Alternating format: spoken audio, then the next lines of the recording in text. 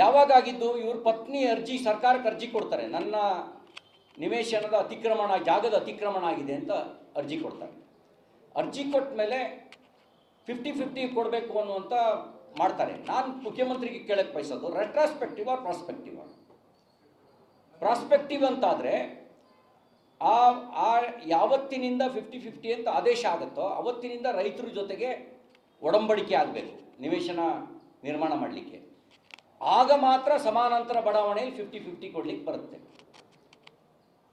ಆದರೆ 2017ರಲ್ಲಿ ಇವ್ರದೇ ಸರ್ಕಾರ ಇದ್ದಾಗ 2 ಮೀಟಿಂಗ್ ಮಾಡಿ 50-50 ನಿವೇಶನ ಕೊಡಬೇಕು ಅಂತ ನಿರ್ಣಯ ಮಾಡ್ತಾರೆ.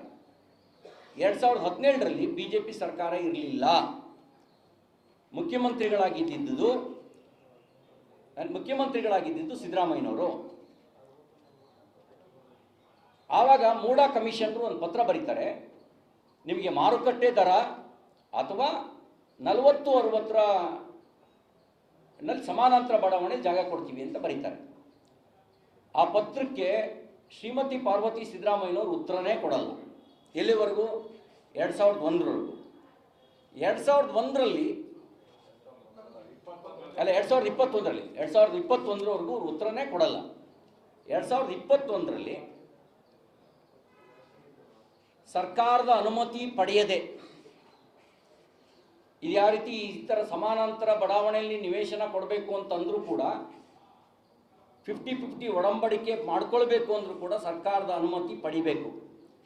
ಸರ್ಕಾರದ ಅನುಮತಿಯನ್ನು ಪಡೆಯದೆ ಮೂಡಾ ಆಯುಕ್ತರು ಭ್ರಷ್ಟಾಚಾರಕ್ಕೆ ಸಿದ್ದರಾಮಯ್ಯನವರ ಸಹಕಾರ ಇರಲಿ ಅಂಥೇಳಿ ಮೂಡಾ ಆಯುಕ್ತರು ತನ್ನ ಭ್ರಷ್ಟಾಚಾರಕ್ಕೆ ಸಿದ್ದರಾಮಯ್ಯನವರ ಸಹಕಾರ ಬೇಕು ಅಂಥೇಳಿ ಸಿದ್ದರಾಮಯ್ಯನವ್ರನ್ನೂ ಕೂಡ ಪಾರ್ಟ್ನರ್ ಮಾಡ್ಕೊಳ್ತಾರೆ ಅವ್ರ ಪತ್ನಿಗೆ ನಿವೇಶನ ಕೊಡೋದ್ರ ಮೂಲಕ. ನನ್ನ ಪ್ರಶ್ನೆ ಈಗ ಮಾನ್ಯ ಮುಖ್ಯಮಂತ್ರಿಗಳಿಗೆ, ನೀವು ನಿಮ್ಮ ಕುಟುಂಬಕ್ಕೆ ಮಾತ್ರ ಚೀಫ್ ಮಿನಿಸ್ಟರ್ ಅಲ್ಲ, ನೀವು ರಾಜ್ಯಕ್ಕೆ ಮುಖ್ಯಮಂತ್ರಿ. ಕೇವಲ ಕಾಂಗ್ರೆಸ್ ಪಾರ್ಟಿಗೂ ಅಲ್ಲ, ರಾಜ್ಯದ 7 ಕೋಟಿ ಜನರಿಗೆ ತಾವು ಮುಖ್ಯಮಂತ್ರಿ ಇದ್ದೀರಿ. ಆ ನಿವೇಶನ ಅಕ್ರಮ, ಅದನ್ನು ವಾಪಸ್ ಕೊಡಬೇಕು ಅನ್ನೋ ಪ್ರಶ್ನೆ ನಿಮ್ಮ ಮುಂದೆ ಬಂದಾಗ ನೀವೊಂದು ಮಾತು ಹೇಳಿದ್ರಿ, 62 ಕೋಟಿ ಕೊಡಲಿ, ನಿವೇಶನ ಕೊಟ್ಬಿಡ್ತೀವಿ ಅಂತ ಕೇಳಿದ್ರಿ. ಮುಖ್ಯಮಂತ್ರಿಗಳೇ, ನೀವು ಇವತ್ತು ಕೇಳೋ ಜಾಗದಲ್ಲಿ ಇಲ್ಲ, ಕೊಡೋ ಜಾಗದಲ್ಲಿ ಇದ್ದೀರಿ ಮುಖ್ಯಮಂತ್ರಿಯಾಗಿ. ಲಕ್ಷಾಂತರ ಜನ ರೈತರು ತಮ್ಮದೇ ರೀತಿಯಲ್ಲಿ ಇವತ್ತಿಗೂ ಕೂಡ ಪರಿಹಾರಕ್ಕಾಗಿ ಕಾಯ್ತಾ ಇದ್ದಾರೆ, ತಮ್ಮ ಕುಟುಂಬದ ರೀತಿಯಲ್ಲಿ. ನಿಮ್ಮ ಕುಟುಂಬಕ್ಕೊಂದು ನ್ಯಾಯ, ಬಾಕಿ ರೈತರಿಗೊಂದು ನ್ಯಾಯನಾ?